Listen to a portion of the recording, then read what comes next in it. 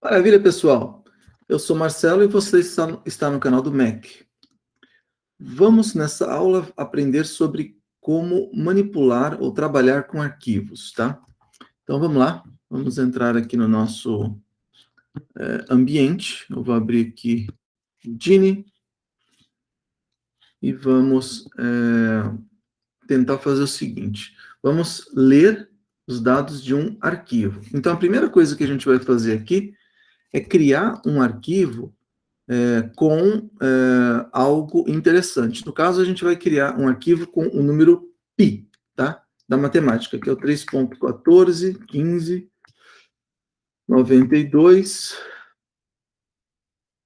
65, 35, e a gente vai quebrar numa outra linha, dar um espaço, 8979, um número grande, entre eles dois, 38, 46, 26, 43, 38, 3279, tá? Então, tem esse número aí, número π. Eu vou salvar esse arquivo aqui como dígitos pi.txt, tá? Beleza. Maravilha. Agora vamos criar um outro arquivo aqui. Esse arquivo eu vou chamar de leitor de arquivo, tá? Leitor, arquivo. Vou ampliar um pouquinho aqui a tela. E vamos fazer o seguinte aqui. Como que se abre um arquivo? A gente vai abrir esse arquivo e vai ler esse arquivo, tá? Como que a gente abre um arquivo em Python? É com o método open. Só que tem um outro comando de Python que chama with, que se você usa ele para abrir o arquivo, ele vai fechar o arquivo para você quando você sair desse bloco. Então, a gente vai usar esse comando para facilitar a nossa vida. Tá? Dígitos pi. Então, o open você passa como parâmetro o nome do arquivo. Tá? E ele vai abrir esse arquivo, e aí você tem que ter uma variável que você vai ter como referência para esse arquivo. Tá? Eu vou chamar de arquivo. Tá? 2 pontos, como sempre, né, para começar um bloco dentro deste comando. E aí a gente vai fazer o seguinte: conteúdo, que é a variável que vai receber o conteúdo do arquivo, é igual ao arquivo, né? Que eu tenho aberto, ponto read. Esse método read, ele lê todo o conteúdo do arquivo de uma vez só para dentro da variável conteúdo, tá? Então, agora eu tenho a variável conteúdo do tipo string com todo aquele conteúdo do arquivo dentro dela. Eu vou escrever isso aí na tela para a gente ver o que nós temos aí. Tá? Ó, tivemos um problema. Ele não achou o arquivo dígitos.py. Por quê? Porque a gente chama de dígitos underscore pi. Ponto pi. Dígitos underscore pi. Um pouquinho aqui para aparecer underscore. E vamos rodar. E aí a gente tem outro arquivo aí. Dígitos underscore pi não achado. Por quê? Porque é dígitos underscore pi.txt. Esse é o nome do arquivo. Tá lá. Então ele leu, o arquivo está igualzinho ao que nós criamos aqui, né? Mesma coisa, tá vendo? Vou até ampliar um pouquinho aqui também, para vocês verem isso aqui, tá? Bom, conseguimos então, escrevemos um arquivo na mão, lemos o conteúdo desse arquivo através do método da função open do Python. Esse arquivo aberto, o arquivo faz referência para esse arquivo. E aí, a partir daí, eu posso executar o método read do arquivo para fazer a leitura do arquivo, e todo o conteúdo do arquivo é carregado para a variável conteúdo, e aí eu posso escrever na tela o que tiver lá. Só que se você observar, vamos ver aqui de novo, ele está mostrando, está com linhas quebradas, tudo isso daí, né? Então, o que acontece, tá? A gente vai entender o seguinte: no final desse arquivo, sempre tem aliás, em cada uma, né, das linhas desse arquivo, tem uma quebra de linha, né? Aqui tem quebra de linha, aqui tem quebra de linha, aqui tem quebra de linha. A gente não está vendo essas quebras de linha, mas a gente precisa saber que elas estão lá, tá? Tem um jeito aqui no editor para a gente poder ver. Então, por exemplo, aqui, ó, se eu pedir para visualizar line endings, em português vai ser final de linha, provavelmente, ó, ele mostra, ó, tá vendo? Então, eu tenho todos esses finais de linha aqui, que estão introduzidos, são caracteres invisíveis, que são adicionados automaticamente pelo editor de textos, e pode ser qualquer editor, mesmo também outros editores, todos têm caracteres invisíveis, que fazem a organização desse texto, dessa informação do arquivo texto. LF é um desses caracteres. LF significa line feed, que é uma quebra de linha em Linux.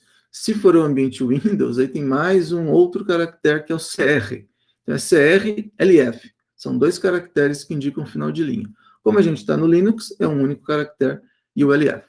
Então, por esses caracteres existirem, é por isso que quando eu estou aqui, né, quando eu executo esse projeto, esse programa, que aqui no meu terminal aparece, ó, com as quebras de linha. Né? Eu não coloquei quebra de linha aqui, eu só carreguei o conteúdo e escrevi na tela. Por que não ficou tudo junto? Porque existem os caracteres invisíveis que lá estão no arquivo, e quando eu imprimo na tela, lembra do LF? A gente tem como introduzir na mão também ele. Mas ele já está lá, então quebrou a linha bonitinho, da forma como a gente esperava mesmo.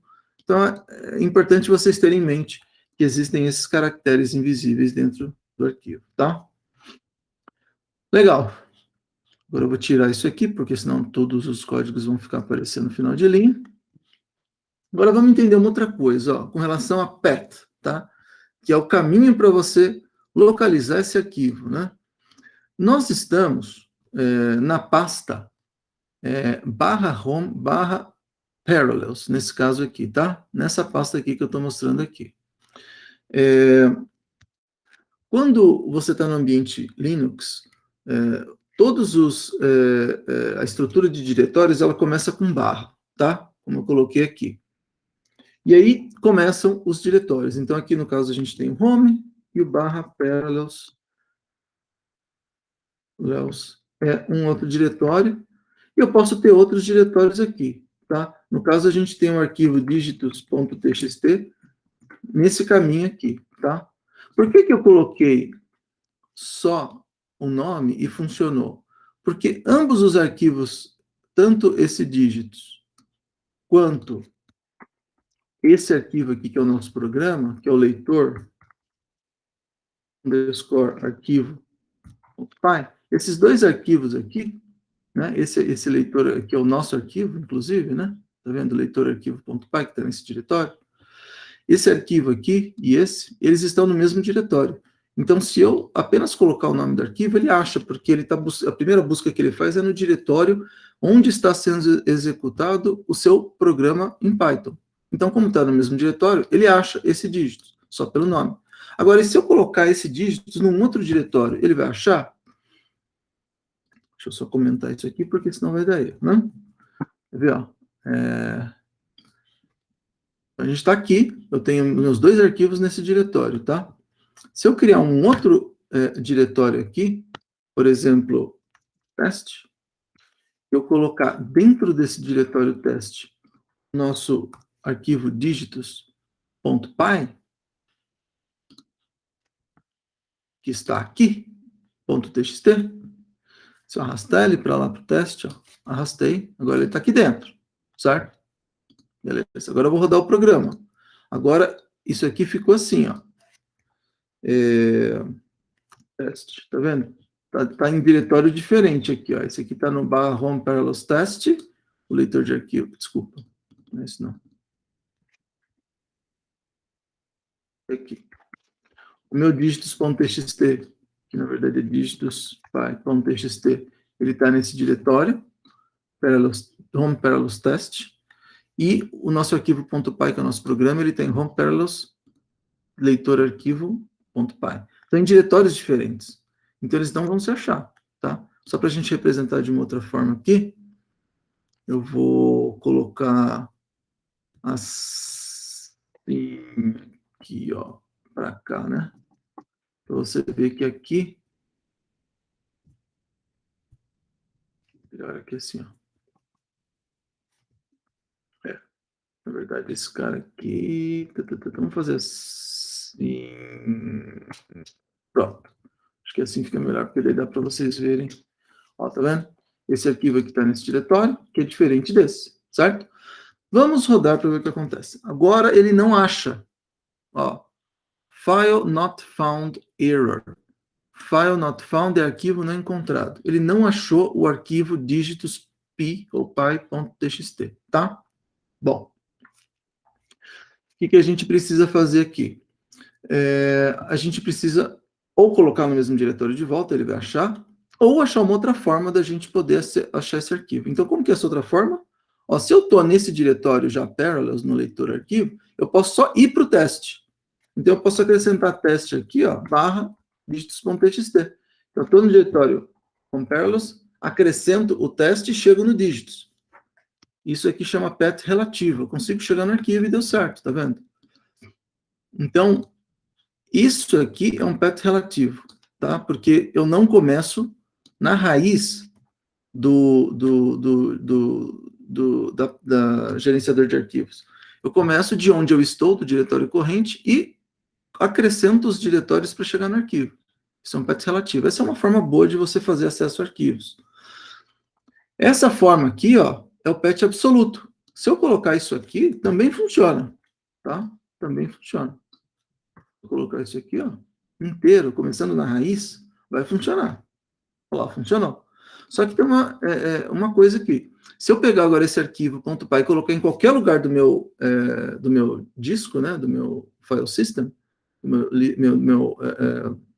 pastas, das minhas pastas, dos meus diretórios, vai funcionar, porque ele está buscando esse dígitos.py sempre no mesmo caminho. Então, não importa onde esteja o meu programa, ele sempre vai achar esse cara, porque eu estou usando o path que chama absoluto. Eu coloco o caminho desde a raiz até o arquivo. Qual que é a vantagem ou desvantagem? Aqui, se você colocar o seu projeto e os seus arquivos todos dentro de um diretório com subdiretórios, é melhor usar o path relativo, porque aí você copia toda essa pasta com tudo, leva para um outro lugar, um outro computador, mesmo que mude as pastas na raiz, vai continuar funcionando o seu projeto, porque ele vai achar de forma relativa o caminho para os seus arquivos, como, por exemplo, nesse caso aqui. Agora, se você sabe que o seu arquivo vai estar sempre no mesmo lugar do disco, você pode fazer o uso do caminho absoluto para chegar naquele arquivo, que seria esse caso, começando da raiz, tá? Só um ponto aqui que vocês precisam também entender. No Windows é diferente. O Windows, ele usa o C, 2 pontos, barra, e a barra é ao contrário do Linux, tá vendo? É uma barra para a esquerda, enquanto do Linux é uma barra caindo para a direita. Então, no Windows é assim, você começa com uma letra de drive. E você pode ter C, você pode ter também um D, depende de onde estejam os seus arquivos. Cada disco que tem no seu computador ganha uma letra, e aí você tem que saber isso. Agora, no Linux não é assim. No Linux, todos os discos são mapeados dentro dessa estrutura, então fica meio que transparente. Você não precisa saber disso. Tá bom? Espero que tenham gostado. Vejo vocês na próxima aula. Até lá!